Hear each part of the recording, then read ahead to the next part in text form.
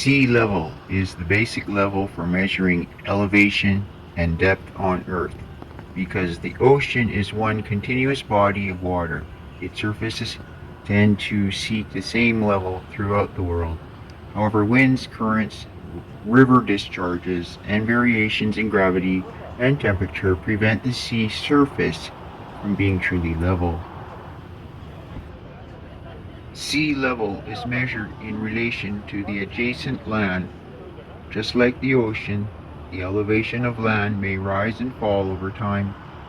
For example, the tremendous weight of a glacier on land pushes the land down closer to sea level. That same land bounces back, a process called post-glacial rebound. If the ice retreats or melts and its weight is removed. Local mean sea level measurements are a combination of sea level variations and movement of the land.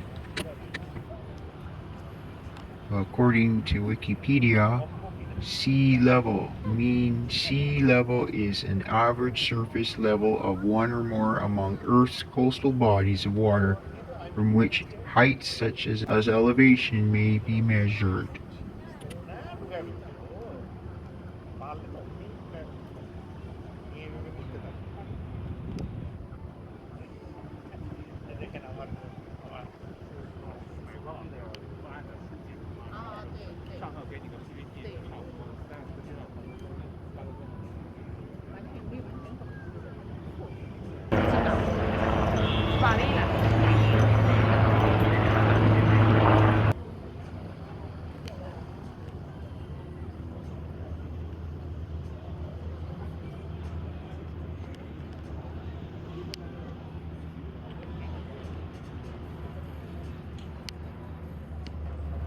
In a summary, first things pilots are taught is that the Earth has zero curvature and is non-rotational.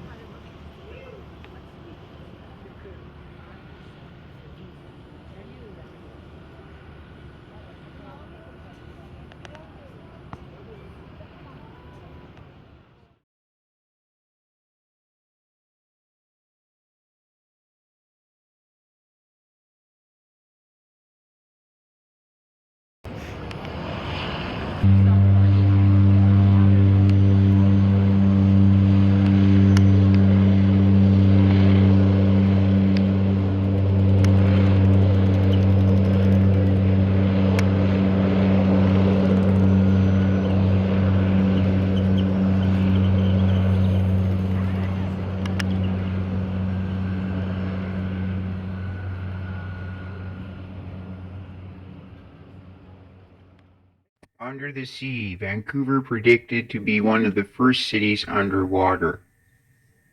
A new research study has highlighted the 36 cities that will be underwater due to rising sea levels and frequent flooding within the next 80 years, and Vancouver made the list. The research is based on elevation maps and it compiles the 36 most populated or visited cities around the world that will be the first to be impacted. The study suggests that some of the locations on the list are already being impacted, Vancouver making the top 20. Harbour Air, North America's largest seaplane airline, from Vancouver and the Lower Mainland to Victoria, Nanaimo, and the Gulf Islands. 2 dead, 2 injured in crash of small plane on Vancouver Island. A float plane with 4 people aboard crashed and burned on Vancouver Island Tuesday, killing 2 and injuring 2 others, June 21st, 2023. Probe finds potential cause of Puget Sound seaplane crash that killed 10 people. The federal agency investigating the September seaplane crash in waters just south of the BC border said Monday, October 26, 2022. Oh, yeah. Good luck with that. Good luck. 2 dead, 2 injured in plane crash on Vancouver Island's west coast. Police, 2 people are dead and 2 injured after a plane crash on Vancouver's Island's west coast, according to first responders. Harbour Air's electric battery plane makes first flight to downtown Vancouver. On Earth Day over the weekend, Harbour Air made a major milestone of flying and landing its electric battery seaplane, April 24, 2023. Wilderness planes, historic Grumman Goose aircraft, are still used for commercial flights by Wilderness seaplanes out of Port Hardy. Are BC float planes safe after crash in Washington State? Vancouver Island Seaplane Airlines say they inspected all of their outer aircraft or otter aircraft after September crash near Whidbey Island, October 31st, 2022. BC float plane, 3 believed dead, 3 people believed dead following a float plane crash Wednesday northwest of Port Hardy, November 24th, 2022. NASA hopes to benefit from BC electric seaplane flight. The U.S.